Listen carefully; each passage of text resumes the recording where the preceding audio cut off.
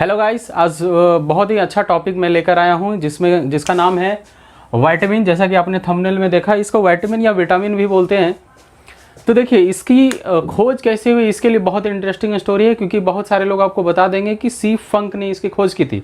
और बेस्ट बात है, सी फंक ने खोज की थी, मगर ये जनरली याद नहीं रह पाता है। तो देखिए, इसको याद कैसे रखना है, सबसे पहले इसके बारे में जाने कि सी फंक ने इसकी खोज की थी। देखिए, इंटरेस्टिंग स्टोरी है इसके लिए। एक डच साइंटिस्ट थे, उन्होंने एक आर्टिकल पब्लिश किया था बेरी डिजीज़ को लेकर।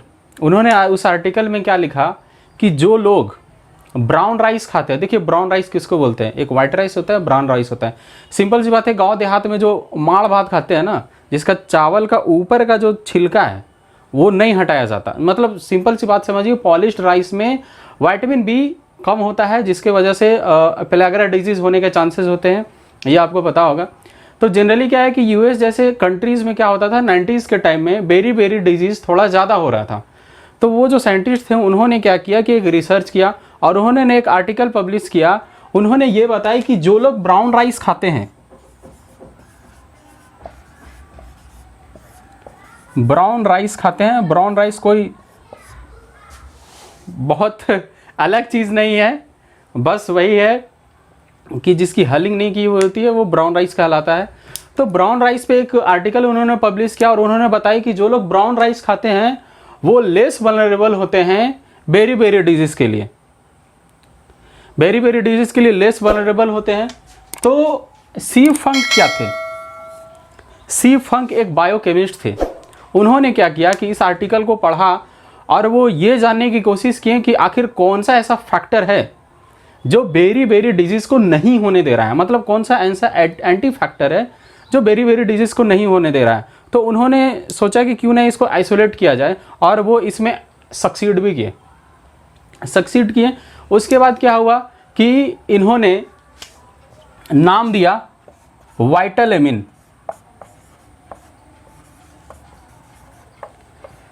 अगर आप वीडियो अच्छे से देख रहे हैं तो आप शुरू से विटामिन को लेके इस चैप्टर पे एक प्रॉपर नोट्स बना सकते हैं और मैं उसी हिसाब से बताऊंगा, ठीक है। तो इन्होंने क्या किया, इन्होंने नाम दिया इसका विटामिन क्यों नाम दिया? क्योंकि इनको जो फैक्टर मिला वो एमीन फैक्टर मिला, और इन्होंने कहा कि मोस्ट ऑफ द एमीन जो हैं वो इस बेरी डिजीज़ को नहीं होने दे रहे हैं। तो इन्होंने क्या बोला, विटामिन, मगर इसका शॉर्ट नाम क्या उन्होंने दिया, इसको बोला विटामिन, जिसको विटामिन बोलते हैं। तो शुरू में क्या था कि ई था इसमें, बाद में ई हटा दिया गया। क्यों हटा दिया गया? क्योंकि जब शुरू में इन्होंने खोज किया तो इन्होंने बताया कि एमीन ग्रुप जो है वो इसके लिए रिस्पॉन्सिबल है, मतलब विटामिन में एमीन ग्रुप पाया जा रहा है। मगर बाद में जब रिसर्च हुआ तो पता ये चला कि मोस्ट ऑफ द जितने विटामिन है उसमें एमीन ग्रुप्स नहीं होते हैं, कुछ में ही होते हैं। किस में होते हैं? बी कॉम्प्लेक्स में होते हैं, वो मैं आगे आपको बताऊंगा। तो क्या हुआ कि बाद में ई को हटा दिया गया, तो फाइनली क्या बन गया, विटामिन, जिसको विटामिन भी बोलते हैं, बन गया फाइनली विटामिन। अब देखिए इन्होंने क्या किया, जब इन्होंने ऐसा रिसर्च किया तो ऑब्वियस सी बात है कि कोई आर्टिकल पब्लिश करेंगे, तो इन्होंने 1911 में एक आर्टिकल पब्लिश किया।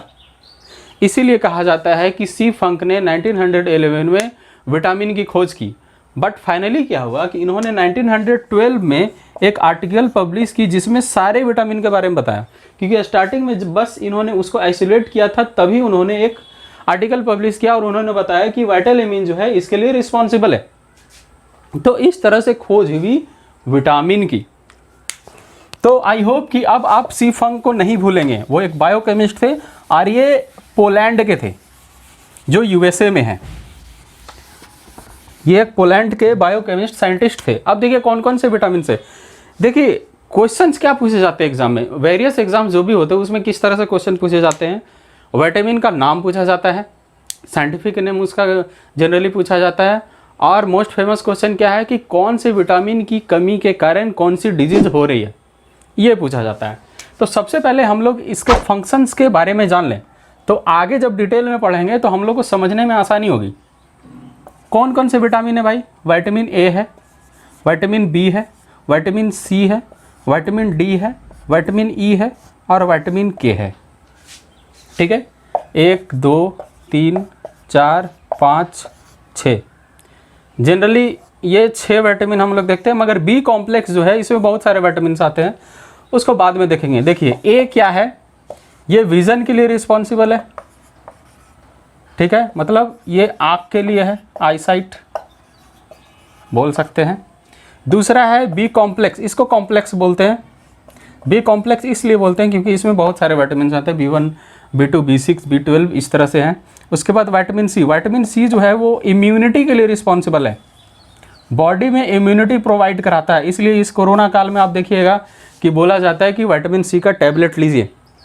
विटामिन डी क्या है, बॉडी स्ट्रेंथ, शरीर को मजबूत बनाता है भाई, इसी में कैल्शियम होता है, कैल्सीफेरॉल इसीलिए इसका नाम है क्योंकि कैल्शियम की मात्रा ज़्यादा होती है, तो बॉडी स्ट्रेंथ बोल सकते हैं। ठीक है, बॉडी स्ट्रेंथ हो गया। उसके बाद विटामिन ई क्या है, इसको रिप्रोडक्टिव विटामिन भी बोलते हैं। देखिए कभी विटामिन कभी विटामिन दोनों बोल रहा हूँ मैं। उसके बाद विटामिन के क्या है, ये ब्लड क्लॉटिंग के लिए है।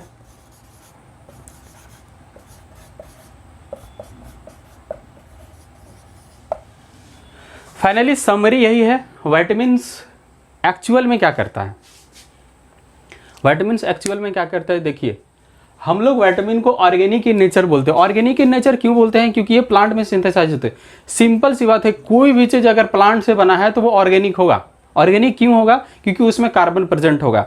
हमारी बॉडी विटामिन का सिंथेसिस नहीं करती है, मगर कुछ विटामिन का सिंथेसिस जरूर करती है। उसमें से विटामिन डी है और विटामिन के है, वो भी मैं आगे बताऊंगा कि विटामिन डी और के का सिंथेसिस कैसे करती है। तो जनरली क्या होता है कि प्लांट्स ही सिंथेसाइज करते हैं, विटामिन्स का सिंथेसिस जनरली प्लांट्स करते हैं, तो वो होते हैं ऑर्गेनिक इन नेचर। ठीक है, और ये क्या करता है, विटामिन्स क्या है, इसको अगर आपने लिख लिया हो तो मैं इसको मिटा दूं। विटामिन्स क्या करता है कि विटामिन्स बॉडी के स्ट्रेंथ और बॉडी की इफिशिएंसी को बढ़ाता है, बॉडी की इफिशिएंसी को मेंटेन करता है। विटामिन्स क्या करता है, बॉडी की एफिशिएंसी को मेंटेन करता है। देखिए जनरली होता क्या है कि इसकी जो मात्रा है वो लेस, ज़रूरत कितनी है, इसकी लेस अमाउंट की ज़रूरत है, ज़्यादा हमें आवश्यकता नहीं होती, मगर नहीं भी रहेगा तब भी डिजीज़ हो जाएगा। तो हमारे बॉडी में इसकी आवश्यकता बहुत ज़्यादा है, मतलब बहुत ज़रूरी है।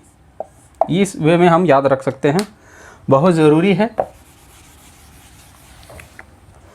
अब देखिए विटामिन को मेनली क्या करते हैं कि हम लोग स्ट्रक्चर के बेसिस पे, कैसा इसका स्ट्रक्चर है, स्ट्रक्चर के बेसिस पे कहा जाए तो डिवाइड नहीं किया जा सकता है। तो कौन से बेसिस पे हम लोग डिवाइड करते हैं, इसको सॉल्युबिलिटी के बेसिस पे डिवाइड करते हैं। सॉल्युबिलिटी के बेसिस पे इसको डिवाइड किया जा सकता है। ठीक है, तो on the basis of solubility vitamins are divided into 2 categories, mainly 2 categories. First is water soluble,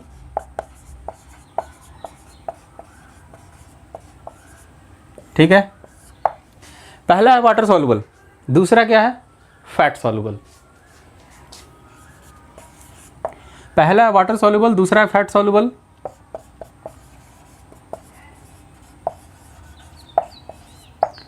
water soluble कौन कौन सा होता है, वाटर सॉल्युबल होता है B complex and C. Vitamin C और विटामिन बी कॉम्प्लेक्स जो होता है वो वाटर सॉल्युबल होता है। और इसमें एक लाइन आप ये भी ऐड कीजिए नीचे, अगर पॉइंट वाइज ऐसे लिखते हैं तो ये लिखिए कि it can not be stored in the body, ये बॉडी में स्टोर नहीं रह सकता है। और ये क्या होता है कि डेली यूरिन के थ्रू निकल जाता है। ऐसा आपको लगे कि नहीं यार एक दिन हम पूरा एकदम खा लिए विटामिन सी एकदम ले लिए हैं, हमारे बॉडी में एकदम रहेगा सब दिन, मतलब कुछ दिन तक रहेगा, ऐसा नहीं है भैया। आप चाहे जितना भी लो वो यूरिन के थ्रू निकल जाएगा। ठीक है, इसका रिचेस्ट सोर्स क्या है वो भी मैं बताऊंगा, पहले डिटेल में देखूंगा आगे। तो विटामिन सी जो है वो यूरिन के थ्रू निकल जाता है, इसीलिए अभी देखिए कोरोना में लोग विटामिन सी का टैबलेट ले रहे हैं।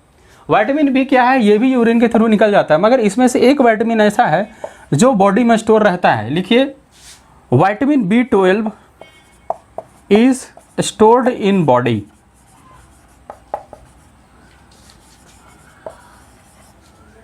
ठीक है, विटामिन बी जो है वो स्टोर रहता है, मगर बाकी जितने भी बी कॉम्प्लेक्स है वो सारे यूरिन के थ्रू निकल जाते हैं।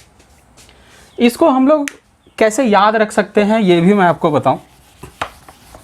देखिए, वाटर सॉल्युबल है विटामिन बी और सी, इसको आप लिखिए WBC, ठीक है, RBC और WBC वाला WBC, ठीक है। दूसरा फैट सॉल्युबल,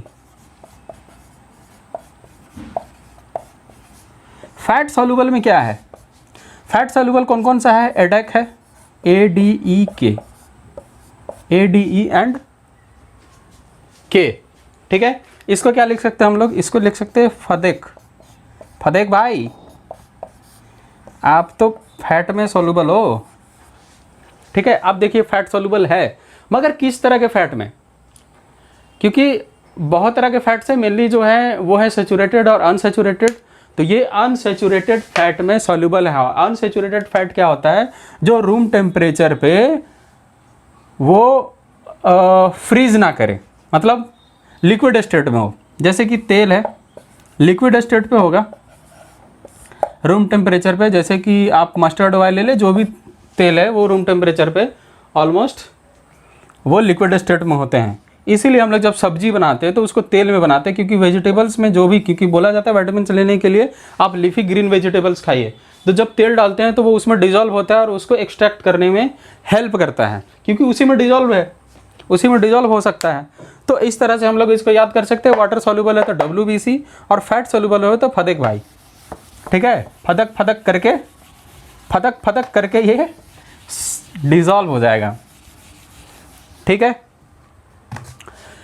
ये क्या करता है, बॉडी का एफिशिएंसी मेंटेन करता है। अब हम लोग बात करेंगे पार्टिकुलरली विटामिन ए की, ठीक है। विटामिन ए, विटामिन ए को हम लोग क्या बोलते हैं, रेटिनॉल। विटामिन ए को हम लोग क्या बोलते हैं, रेटिनॉल और एक्सेरोफाइटॉल। देखिए एक्सेरोफाइटॉल, इसका दो नाम है।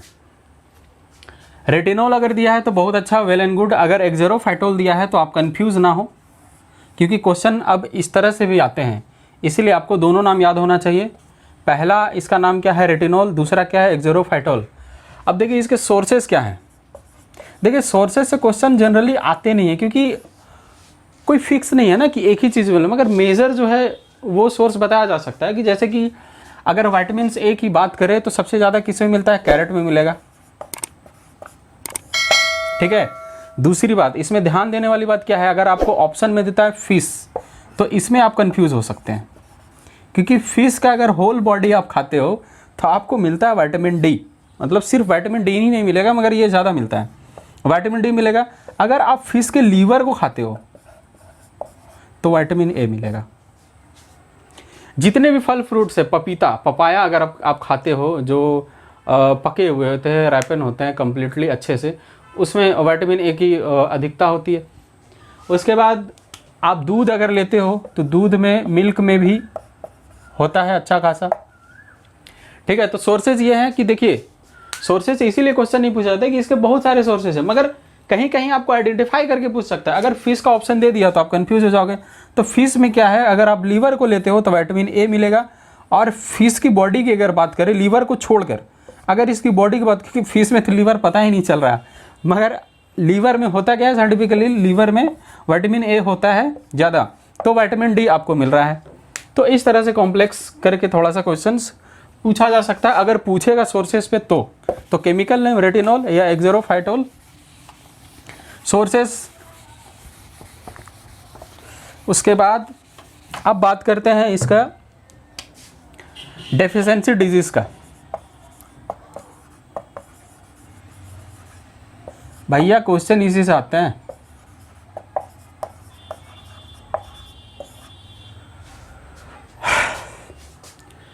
हर एक एग्जाम में, मैक्सिमम एग्जाम में, in the most of the exams, deficiency related, vitamin deficiency related questions is being asked. तो सबसे पहला डिजीज़ कौन सा होता है? ज़ेरोप्थैल्मिया।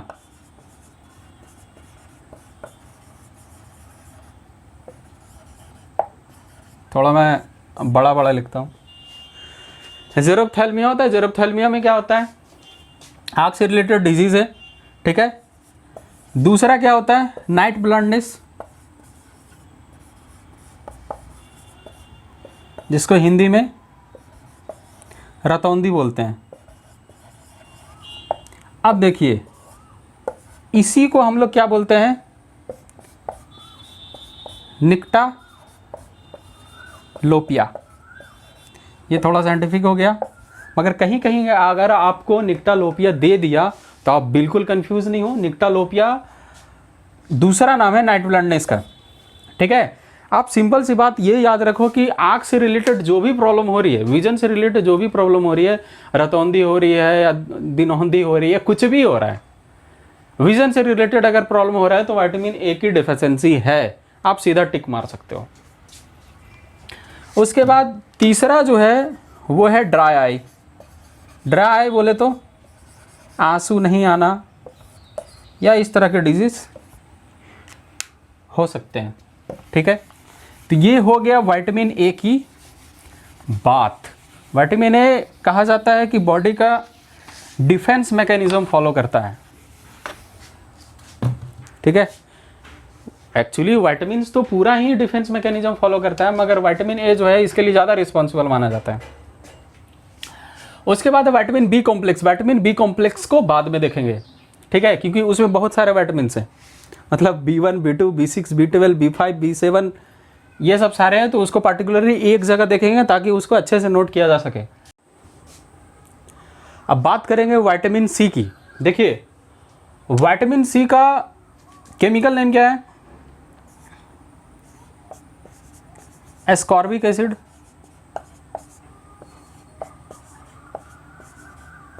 ठीक है। इसके सोर्सेस क्या हैं?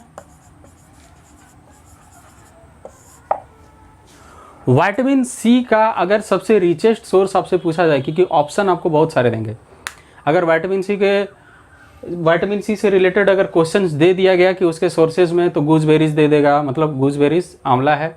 उसके बाद सिट्रस फ्रूट में कुछ भी दे दिया, ऑरेंज दे दिया या लेमन दे दिया। तो देखिए, सिंपली हमको समझना है कि साइट्रिक एसिड से कभी कभी हम लोग कंफ्यूज हो जाते हैं कि यही विटामिन सी है, बट ऐसा है नहीं। Citric acid most of the citrus fruits में होते हैं, जैसे कि लेमन। लेमन में साइट्रिक एसिड होता है। उसी साइट्रिक एसिड में 90% जो परसेंटेज होता है वो एस्कॉर्बिक एसिड का होता है। मतलब इसी साइट्रिक एसिड में 90% एस्कॉर्बिक एसिड होता है, इसीलिए इसको रिचेस्ट सोर्स या अच्छा सोर्स बोला जाता है विटामिन सी का, क्योंकि विटामिन सी ही एस्कॉर्बिक एसिड है। साइट्रिक एसिड एस्कॉर्बिक एसिड नहीं है। अब देखिए, इसका सबसे अच्छा सोर्स क्या है? वो है गूजबेरीज। गूजबेरीज इसका सबसे अच्छा सोर्स है। देखिए, विटामिन सी बहुत इंपॉर्टेंट है। गूजबेरीज इसका बहुत अच्छा सोर्स है। गूजबेरी, गूजबेरी किसको बोलते हैं? आंवला को बोलते हैं। आंवला में सीधा एस्कॉर्बिक एसिड होता है, इसमें साइट्रिक एसिड नहीं होता। ये इंपॉर्टेंट है, अगर कभी आपसे डीप क्वेश्चन पूछ दिया जाए तो आप कहीं फंसे नहीं। ये है एस्कॉर्बिक एसिड। तो आंवला में डायरेक्टली एस्कॉर्बिक एसिड होता है, but in the case of citric acid that is आंवला, सॉरी ये लेमन, जो भी साइट्रिक, जितने भी साइट्रिक फ्रूट्स हैं उसमें साइट्रिक एसिड्स होते हैं, और उसमें मतलब 90% ऑलमोस्ट एस्कॉर्बिक एसिड होता है, इसलिए उसको अच्छा सोर्स बोला जाता है विटामिन सी का। बट अगर बात करें डायरेक्ट एस्कॉर्बिक एसिड का सोर्स कौन सा है, तो वह है गूजबेरीज। तो ये हो गया इसके सोर्सेज। विटामिन सी का एस्कॉर्बिक एसिड नाम है। इसके कारण होने वाले डिजीज, क्योंकि देखिए स्टार्टिंग में मैंने क्या बताया था? मैंने बताया था कि ये बॉडी के इम्यूनिटी सिस्टम को मजबूत करता है। इन केस आपको कभी कफ हो गया, सर्दी हो गया, खांसी हो गया, तो आप क्या करोगे कि नींबू लेगो।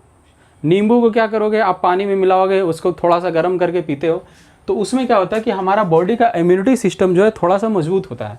तो इम्यूनिटी सिस्टम मजबूत होगा तो वो फाइट करने में हेल्प करेगा। तो ये बॉडी का इम्यूनिटी सिस्टम को मजबूत करता है। तो तो ऑब्वियस सी बात है कि जब ये नहीं होगा, जब इसकी डेफिशिएंसी होगी, तो कौन सा डिजीज होगा? तो इम्यूनिटी रिलेटेड डिजीज होगा। तो वो कौन सा डिजीज है? वो है डिजीज स्कर्वी। आप बस ये जानते हो कि स्कर्वी डिजीज विटामिन सी की कमी के कारण होता है, बट क्या होता है इसमें, स्कर्वी में होता क्या है? तो देखिए, आप इसके लिए एक लाइन लिख सकते हो, due to the deficiency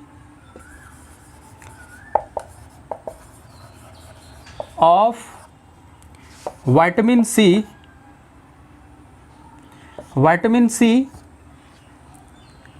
immunity system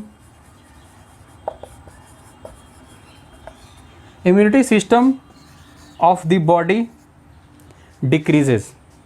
body का इम्यूनिटी सिस्टम घट जाता है और ये बहुत वल्नरेबल हो जाता है डिजीज को लेकर। इसलिए देखिए, कोरोना पीरियड में क्या हुआ कि जिसके बॉडी में विटामिन सी की कमी है, मतलब इम्यूनिटी कम है, उसको डिजीज हो रहे हैं, उसको कोरोना ज़्यादा अच्छा से अटैक कर पा रहा है और उस पर हमला कर रहा है।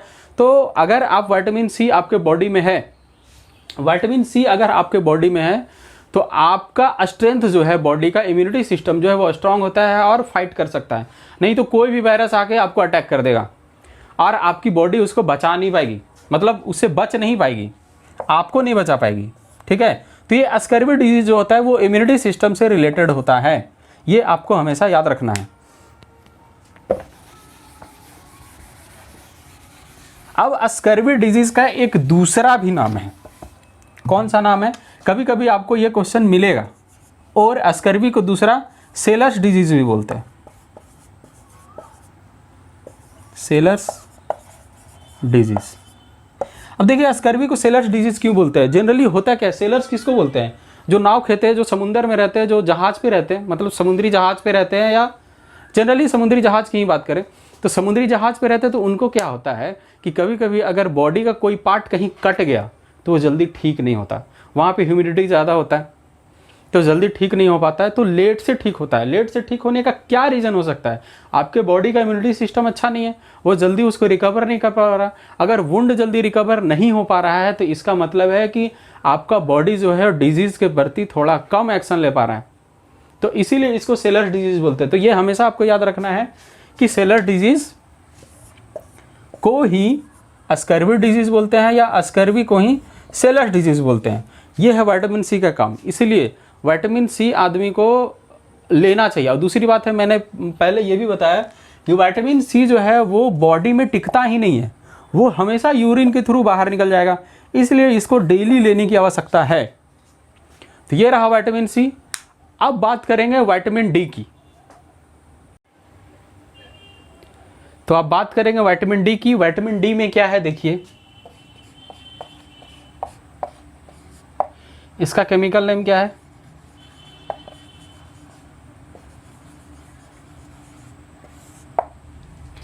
पहला है कोलेकैल्सिफेरॉल,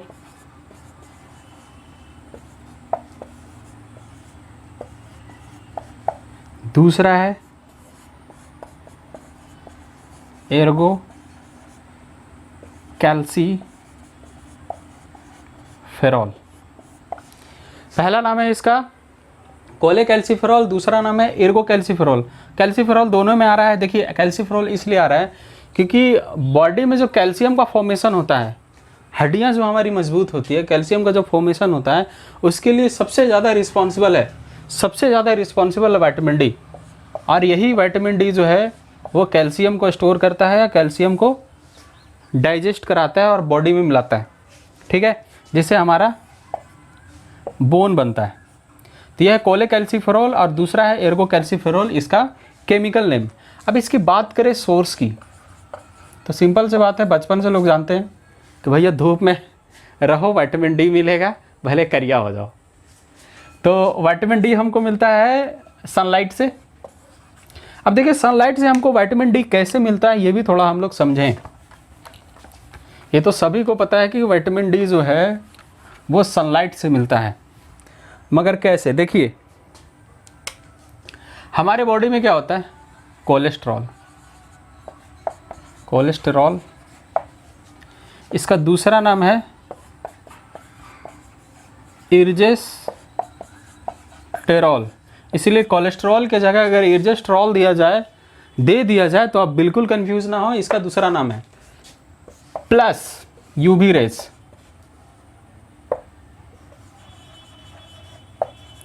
वो यूवी रेज नहीं जो बॉडी के लिए हार्मफुल है, क्योंकि देखिए यूवी रेज जो भी हार्मफुल है बॉडी के लिए वो हमारे एटमॉस्फेयर से छाट कर ऊपर भेज दिए जाते हैं। इसलिए आप देखो अंतरिक्ष में जो लोग जाते हैं उन लोग वाइट ड्रेस पूरा पहन कर जाते हैं। वो इसलिए शौकिया पहन कर नहीं जाते, मतलब और किसी कारण से पहन कर नहीं जाते, इसीलिए पहन कर जाते हैं कि वहाँ पे जब एटमॉस्फेयर से बाहर निकलेंगे तो सन का जो हानिकारक यूवी रेज है जो बॉडी में म्यूटेशन भी कर सकता है, बॉडी का स्ट्रक्चर मतलब स्किन डिजीज़ हो सकता है या स्किन में म्यूटेशन करा सकता है, उससे बचने के लिए उन लोग वाइट ड्रेस पहनते हैं जिसमें वो वाइट होता है, क्योंकि white colour most of the light rays को रिफ्लेक्ट कर देता है, तो उसके लिए हेल्पफुल होता है। तो ये दोनों मिलाकर क्या बनाते हैं, ये मिलाकर बनाएंगे, ये मिलकर बनाएंगे विटामिन डी। ये कोलेस्ट्रॉल हमारी बॉडी में होता है। देखिए बॉडी में अच्छे कोलेस्ट्रॉल भी हैं और ख़राब कोलेस्ट्रॉल भी है। तो अच्छे कोलेस्ट्रॉल जिसको एर्जेस्ट्रॉल भी बोलते हैं और यूवी रेज के साथ मिलकर ये बनाता है विटामिन डी। इसीलिए हमको बोला जाता है कि भैया आप सूर्य की रोशनी में बैठे, धूप में बैठे। और दूसरी बात है कि देखिए विटामिन डी, मैंने बताया कि विटामिन डी जो है वो फैट सॉल्युबल है। विटामिन डी क्या है, फैट सॉल्युबल है। देखिए लिंक अगर आप कर पाते हैं तो आपके कॉन्सेप्ट क्लियर है। विटामिन डी जो है वो फैट सॉल्युबल है, और फैट किस में होता है भाई, ऑयल में होता है, मस्टर्ड ऑयल में होता है, और वो भी अनसैचुरेटेड फैट है। तो अनसैचुरेटेड फैट कौन है, मस्टर्ड ऑयल है। और इसको लगाकर धूप में बैठने के लिए बोला जाता है ताकि एब्जॉर्प्शन भी ज़्यादा हो, हीट भी एब्जॉर्ब कर पाए, और इसके साथ विटामिन डी का फॉर्मेशन हो और बॉडी में जाकर वो सीधा जाकर बॉडी में मिल पाए। ठीक है, विटामिन डी आपको जनरली ब्लड में भी मिलेगा। अब इसकी बात करें हम क्या, डेफिशिएंसी की। इसके डेफिशिएंसी के कारण कौन सा डिजीज होता है।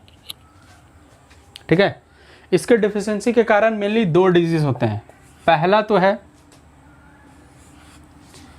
रिकेट, खेलता नहीं मैं क्रिकेट लेंगा तेरा विकेट, वो वाला हाल है। देखिए विटामिन डी को आप हमेशा क्रिकेट कहाँ कब खेला जाता है, वो धूप में जनरली खेलते हैं लोग। क्रिकेट लोग जनरली धूप में खेलते हैं और विटामिन डी लेते हैं, इसलिए रिकेट और क्रिकेट का बहुत क्लोज रिलेशन है, इसलिए आप इस हिसाब से याद कर सकते हैं। तो रिकेट किस में होता है भाई, ये 0 to 6 ईयर्स के चाइल्ड में होता है।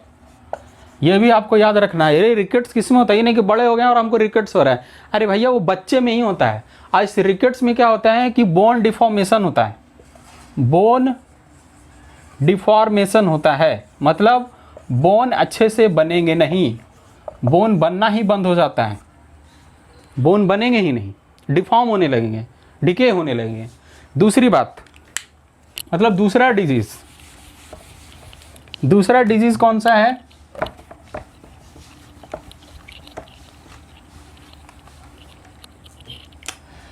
तो दूसरा डिजीज है ऑस्टियोमलेशिया। मलेशिया नहीं पहुंचना है ऑस्टियोमलेशिया दूसरा डिजीज ऑस्टियोमलेशिया, ये आपको भी हो सकता है, इसलिए इसको जानना बहुत ज़रूरी है। देखिए ऑस्टियोमलेशिया में क्या होता है, ऑस्टियोमलेशिया होता है एडल्ट्स को भैया, इसलिए धूप में रहें, मतलब लड़की जैसा नहीं कि एकदम पूरा ढक ढक के एकदम बाहर निकल रहे हैं, एकदम दिन भर घर में है, पता चला कि हो गया क्या ऑस्टियोमलेशिया, मगर हम लोग भैया तो धूप में निकलते हैं। एडल्ट्स में होता है। और इसमें क्या होता है, देखिए इसमें क्या होता है, जॉइंट्स में पेन होगा। ठीक है, जॉइंट्स में पेन होगा, तो इसीलिए कहा जाता है कि विटामिन डी आप अच्छे से लीजिए, क्योंकि विटामिन डी की कमी बच्चों को भी हानिकारक, बच्चों के लिए भी हानिकारक है और बड़ों के लिए भी हानिकारक है। और ये बनता कैसे वो भी मैंने आपको बताया, एक एक इक्वेशन को अच्छे से लिख के रखिए। इसके बाद आगे देखेंगे विटामिन ई। विटामिन ई में क्या है, देखिए विटामिन ए का केमिकल नेम क्या है, टोकोफेरॉल,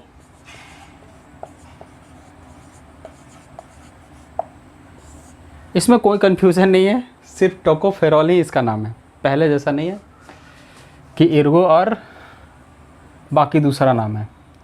तो इसको बोलते हैं टोकोफेरॉल। अब इसके सोर्स की बात करें, सोर्स में सीधा सनफ्लावर ऑयल को आइए,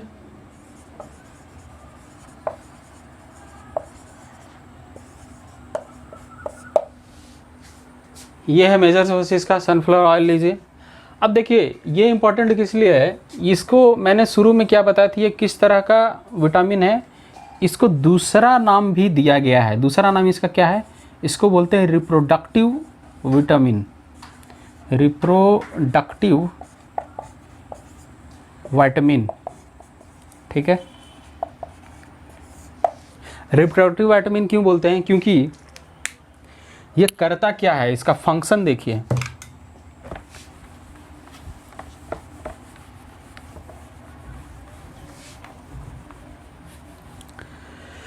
ये क्या करता है कि देखिए जो भी हार्मोन्स है, कौन सा hormones, reproductive hormones, reproductive hormones को बनाने में हेल्प करता है। It helps in the formation of reproductive hormones. तो रिप्रोडक्टिव हार्मोन्स कौन से हैं, देखिए अगर स्पेशली बायोलॉजी की क्लास होती तो मैं इसको थोड़ा डीप में ज़्यादा बताता, मगर जनरल कंपटीशन के पॉइंट ऑफ व्यू से ये उतना ही मैं बता रहा हूँ जितना इंपॉर्टेंस रखता है, और इससे डीप ज़्यादा पूछेगा नहीं। तो रिप्रोडक्टिव हार्मोन्स इसको बोलते हैं। देखिए करता क्या है, ये जो मेल रिप्रोडक्टिव हार्मोन्स होता है वो क्या है, टेस्टोस्टेरोन,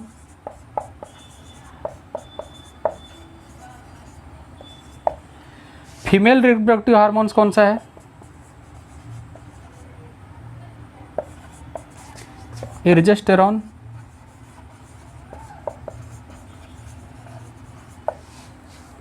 इसको बनाने में ये विटामिन ई हेल्प करता है। तो क्या बनाता है, तो ये भैया ये बनाएगा स्पर्म, और क्या बनाएगा, ओव्यूल। इसीलिए आपका रिप्रोडक्टिव हेल्थ बहुत अच्छा हो, इसके लिए विटामिन ई को लेने की आवश्यकता बहुत ज़्यादा है। तो विटामिन ई को अवॉइड ना करें, तो ये इंपॉर्टेंट है। इसके बाद इससे रिलेटेड डिजीज़ कौन से होते हैं, ये आप देख लीजिए। देखिए डेफिशिएंसी, इसके डेफिशिएंसी से कौन सा डिजीज़ हो रहा है, सबसे पहला डिजीज़ होगा वो होगा फ्रेजिलिटी ऑफ आरबीसी, दूसरा होगा मस्कुलर पेन, तीसरा जो होगा वो होगा स्टेरिलिटी। इसीलिए इसको मैं कैपिटल में लिख रहा हूँ। याद रखने के बहुत अच्छे तरीके हैं। सोर्स क्या है, उसका काम क्या है, इसका काम है रिप्रोडक्टिव हेल्थ को मेंटेन करना। अगर वो मेंटेन नहीं कर पाएगा तो क्या होगा, स्टेरिलिटी हो जाएगी, ठीक है। तो ये चीज़ आपको याद रखना है। आरबीसी जो होता है फ्रेजाइल हो जाता है। फ्रेजाइल का क्या मतलब है, फ्रेजाइल मतलब ब्रेकेबल, मतलब मजबूत नहीं रह पाता है, वो कभी भी अंदर ही ब्रेक हो सकता है, मतलब कॉम्बिनेशन उसका अच्छा नहीं रहेगा, वो टूट फट सकता है अंदर ही, ठीक है। ये इसका मतलब है। तो ये हो गया मेरा विटामिन ई। उसके बाद आगे देखेंगे विटामिन के के बारे में। आगे बात करेंगे फाइलोक्विनोन, दैट इज विटामिन के। विटामिन के की बात करेंगे जिसका केमिकल नेम क्या है, फाइलोक्विनोन।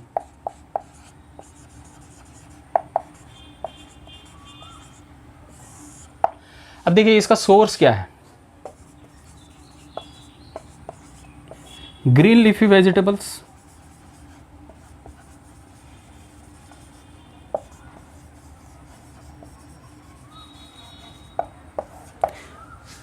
इसका सबसे अच्छा सोर्स है ग्रीन लीफी वेजिटेबल्स। हरी सब्जियां आप खाएं, विटामिन के की कमी आपका दूर हो जाएगा। शुरू में ही मैंने बताया था कि विटामिन के किस में काम आता है, क्लॉटिंग ऑफ ब्लड क्लॉट कराने में काम आता है। अगर ये नहीं करा पाएगा तो क्या होगा, नहीं ब्लड क्लॉट होगा तो क्या होगा, तो उसको बोलेंगे हम लोग कि भैया ये नहीं ब्लड क्लॉट होने वाली एक बीमारी है जिसका नाम दे दिया गया है क्या, हीमोफीलिया। तो इसके डेफिशिएंसी के कारण जो डिजीज होती है वो है हेमोफीलिया। ठीक है। एक और डिजीज इसके कारण होता है, इसके डेफिशिएंसी के कारण होता है, वो है हेमोरेजिया, इसको हेमोरेज बोलते हैं, हेमोरेज। अब देखिए दोनों डिजीज में क्या डिफरेंस है, अभी तक आपको पता होगा, शायद हेमोरेजिया आपको पता हो, बट हेमोफीलिया में क्या होता है कि ब्लड क्लॉट नहीं होता है। जनरली ब्लड क्लॉट जो होता है वो कितने टाइम में होता है। देखिए कभी कभी आपको क्वेश्चन मिलता है कि ब्लड क्लॉट होने के लिए जनरली कितना टाइम चाहिए, तो 2 to 5 मिनट चाहिए। अगर 2 से 5 मिनट के अंदर आपका ब्लड अगर क्लॉट नहीं हो रहा है, 2 से 5 मिनट के अंदर अगर आपका ब्लड क्लॉट नहीं हो रहा है, तो मतलब आपके शरीर में विटामिन के की कमी है। और नहीं हो रहा है इसके बाद अगर 6 से 7 मिनट में हुआ या 8 मिनट में हुआ, तो इसको कौन सा डिजीज बोलेंगे, इसको बोलेंगे हेमोरेज। मतलब लेट से अगर ब्लड क्लॉट हो रहा है तो दैट इज हेमोरेज। और अगर ब्लड क्लॉट ही नहीं हो पा रहा, वेट कर रहे पता चला पूरा खून ही निकल गया, तो वो हो गया हेमोफीलिया, जिसमें ब्लड क्लॉट ही नहीं हो पाता। तो ये मेनली इसके डेफिशिएंसी के कारण होने वाले 2 डिजीज है, एक हेमोरेज और दूसरा हेमोफीलिया। हेमोरेज में क्या होता है कि ब्लड क्लॉटिंग लेट से होता है, तो लेट से होता है तो नॉर्मल टाइम क्या है, तो नॉर्मल टाइम है 2 से 5 मिनट। और उसके बाद अगर क्लॉट हो रहा है तो वो हेमोरेजिया, और क्लॉट हो ही नहीं रहा तो हेमोफीलिया। ये है विटामिन के। अब देखिए विटामिन के का सोर्स मैंने क्या बताया, ग्रीन लीफी वेजिटेबल्स, मतलब वेजिटेबल्स आप खाइए और ब्लड क्लॉट नहीं होने से बचाइए। अब देखिए हमने स्टार्टिंग में ही बताया था कि हमारे बॉडी में 2 विटामिन्स की सिंथेसिस होती है। पहला विटामिन डी जो कोलेस्ट्रॉल बॉडी में प्रेजेंट है और यूवी रेस के साथ मिलकर विटामिन डी का सिंथेसिस करता है। दूसरा है विटामिन के। विटामिन के का सिंथेसिस हमारे इंटेस्टाइन में होता है। ठीक है, इंटेस्टाइन में होता है कोलोन। इस तरह से स्ट्रक्चर होता है। मैं आपको बताऊं कि सिंथेसिस इसका कहाँ होता है। देखिए इंटेस्टाइन में, स्मॉल इंटेस्टाइन, आई थिंक हाँ स्मॉल इंटेस्टाइन ही है। इस तरह से कोलोन होता है, ये दोनों तरफ से होते हैं। ठीक है, इस पे बेनिफिशियल बैक्टीरियाज होते हैं। इसको देखिए ध्यान से समझिएगा, इस पे बेनिफिशियल बैक्टीरियाज होते हैं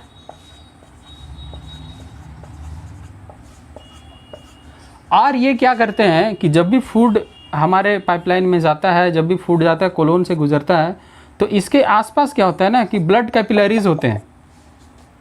ब्लड कैपिलरीज होते हैं और ये विटामिन के का सिंथेसिस करता है यहाँ पे। ठीक है, बेनिफिशियल बैक्टीरिया, क्योंकि देखिए हमारे बॉडी में बेनिफिशियल बैक्टीरिया होता ही है, हमारे इंटेस्टाइन में होता है, ये सबको पता है। और यही हमारे बॉडी के इकोसिस्टम को, मतलब स्टोमक के इकोसिस्टम को पूरा मेंटेन करके रखता है। तो यहाँ पे जैसे ही ये विटामिन के का सिंथेसिस होता है, ब्लड कैपिलरीज इसको तुरंत उठा के ले जाता है, बोलता है भैया अब कर दिए, अब यार 2 यार हमें जल्दी घट रहा है। तो ये तुरंत लेके भागते हैं और ब्लड में ले जाकर मिला देते हैं, तो मेंटेन हो जाते हैं, क्योंकि ब्लड में ही इसकी ज़रूरत है। तो ब्लड बोलेगा भाई अगर तुम बीच में नहीं दिए, कहीं भी कट गया तो पता चला वो क्लॉट ही नहीं हुआ, तो जिम्मेदार हम हो जाएंगे। तो ये एकदम तुरंत सटा रहता है इससे। ब्लड कैपिलरीज बोलता है तुरंत बनाओ और हमको एकदम तुरंत तो ब्लड में सप्लाई करना है। तो ये सब बेनिफिशियल बैक्टीरिया है। जब भी हम लोग खाना खाते हैं तो मतलब जितना हमारे बॉडी में बेनिफिशियल बैक्टीरिया होता है, इसका 20 to 30% हमेशा निकलते जाता है और फिर फॉर्मेशन भी उसका तेज़ी से होता है। इसीलिए बोलता है कि जब भी आदमी को डिहाइड्रेशन हो रहा है तो कहा जाता है कि आप, मतलब किसी को दस्त हो रहा है उसी को डिहाइड्रेशन बोलते हैं, किसी को दस्त हो रहा है तो बोला जाता है प्रो बैक्टीरिया। आप लीजिए, प्रो बैक्टीरिया किसको बोलते हैं, तो प्रो बैक्टीरिया बोलते हैं बेनिफिशियल बैक्टीरिया को, जो हमारे बॉडी में स्टोमक के इकोसिस्टम को मेंटेन रखता है, डाइजेशन को अच्छा रखता है। तो प्रो बैक्टीरिया किसमें मिलता है, जनरली अगर हम नेचुरल डायरेक्ट लेना चाह रहे हैं तो दही खाइए, लैक्टोबैसिलस, ये सब प्रो बैक्टीरिया है। ये हो गया विटामिन के।